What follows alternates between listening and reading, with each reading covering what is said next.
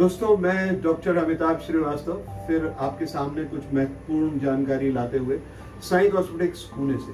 तो आज हम बात करेंगे कॉमन हेयर ट्रांसप्लांट मिथ्स के बारे में। मेरी प्रैक्टिस मेरी उम्र के हिसाब से काफ़ी लंबी हो चुकी है और बहुत सारे अजीब अजीब तरह के सवालों से मेरा वास्ता पड़ा है और उनको आपके सामने लाता हूँ। तो सबसे पहली चीज़ जिसके बारे में आपसे बात करना चाहता हूँ, it's pain in hair transplant. तो कुछ लोग बहुत डरते हैं कि सर बहुत दर्द होगा, इतने सारे बाल लगाए जाएंगे, कितना दर्द होगा। तो ये जो प्रोसेस है वो अंडर लोकल एनेस्थीसिया किया जाता है, मतलब कि उस त्वचा के भाग को सुन्न कर दिया जाता है जिस पर कि डॉक्टर काम करता है। और वो सुन्न करने का इंजेक्शन भी जैसे दांत का डॉक्टर आपको लगाता है और उसके बाद दांत उखाड़ देता है, आपको कहाँ पता पड़ता है। तो उस तरह से होता है ये।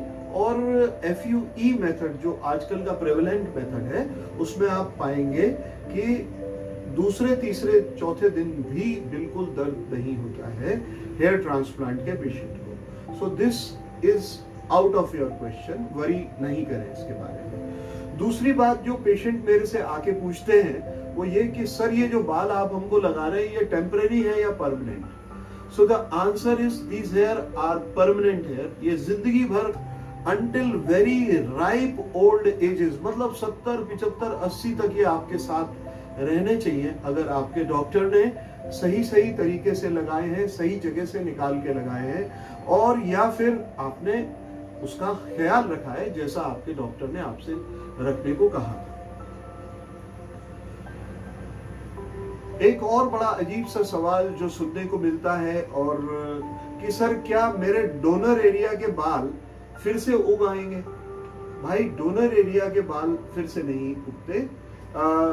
पीछे से एक स्ट्रिप पहले जमाने में निकाली जाती थी जिसे FUHT बोलते थे, और आजकल छोटे छोटे टुकड़ों में बाल निकाले जाते हैं और एक एक बाल, दो बाल निकाले जाते हैं।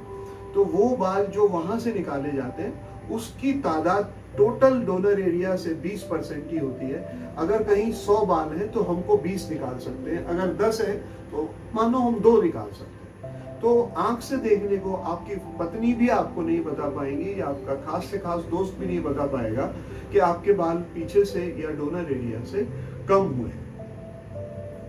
एक और सवाल कि सर हमारा फुल रिजल्ट कब तक आ जाएगा। इसका बड़ा सीधा जवाब है कि रिजल्ट आने को 4 से 6 महीना शुरुआती समय लगता है और उसके बाद रिजल्ट 10 से 16 महीने तक, 18 महीने तक आता रहता है। ये एक व्यक्ति की बॉडी का रिएक्शन है, वो कब बाल उगने को देता है। पर बाल सबके आते हैं और 10 महीने में अमूमन सबका रिजल्ट बहुत अच्छा आ जाता है। एक बात और, लोग बात बोलते हैं कि सर जो बाल आप लगाते हो वो झड़ जाता है। यस, जो बाल हम लगाते हैं वो 1 महीने बाद 90 से 80% लोगों का झड़ जाता है और उसके बाद वो 2-3 महीने बाद फिर निकलता है, और जब वो दोबारा निकलता है तो वो बाल फिर जिंदगी भर कभी नहीं झड़ता। This is true. एक और सवाल जो मेरे से पूछा जाता है कि चेहरे के ऊपर सूजन आ जाती है। चेहरे के ऊपर सूजन के बारे में गूगल पे, क्योरा पे, विकिपीडिया पे, याहू पे सब जगह लिखा हुआ है, पर मैं आपको कह सकता हूं कि मैंने उसका कुछ ना कुछ जवाब ढूंढ लिया है और मैं अपने पेशेंट को रिटर्न एश्योरेंस देता हूं कि मेरे यहाँ कराने के बाद आपके चेहरे पे सूजन नहीं आएगी। एक बड़ा अजीब सा सवाल जो हमको आता है सुनने में वो ये कि सर क्या ब्रेन को इंजरी हो जाएगी। देखिए, ब्रेन इस हड्डी के नीचे है और इस हड्डी के ऊपर स्कैल्प है। स्कैल्प की भी कुछ लेयर्स है। S for skin, C for fascia, A for aponeurosis, L for loose fat and P is the periosteum covering of the bone. इसके बाद बोन की 3 प्लिंथ्स और उसके बाद arachnoid mater, pia mater, dura mater, उनके ऊपर और उनके नीचे CSF, उसके बाद ब्रेन रहता है। तो ब्रेन तक तो आदमी चाह के भी नहीं पहुंच सकता, बहुत तगड़े इंस्ट्रूमेंट्स चाहिए होंगे ब्रेन तक पहुंचने के लिए। तो इससे आपके ब्रेन को कोई खतरा नहीं है। एक और सवाल कि हेडेक्स हो जाते हैं साहब इसके बाद, हेयर ट्रांसप्लांट के बाद हेडेक्स नहीं होने चाहिए।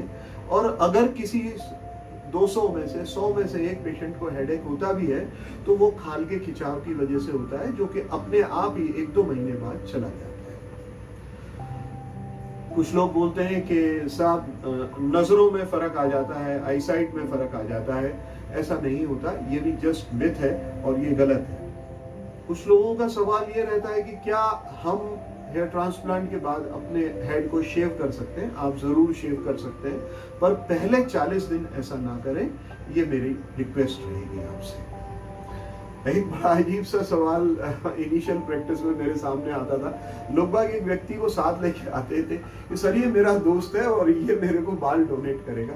नहीं, हेयर ट्रांसप्लांट जो है वो एक होमोग्राफ्ट प्रोसेस है। सिर्फ आपके सर से निकाला हुआ बाल ही आपको लग सकता है, आपके दोस्त का बाल या किसी डोनर का बाल आपको नहीं लग सकता।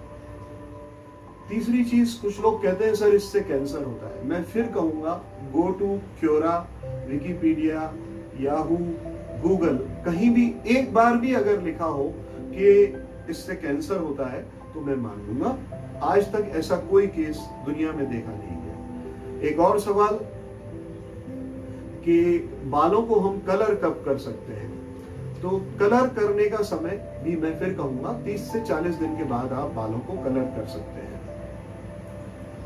एक और भ्रांति और एक और सवाल जो लोग बाग पूछते हैं वो ये कि क्या हेयर ट्रांसप्लांट प्रोसेस केवल अमीरों के लिए है? नहीं, आजकल हेयर ट्रांसप्लांट बहुत सस्ता है, ये सबसे कॉमन सर्जरी है और आप कोई भी हो, आप हेयर ट्रांसप्लांट करा सकते हैं।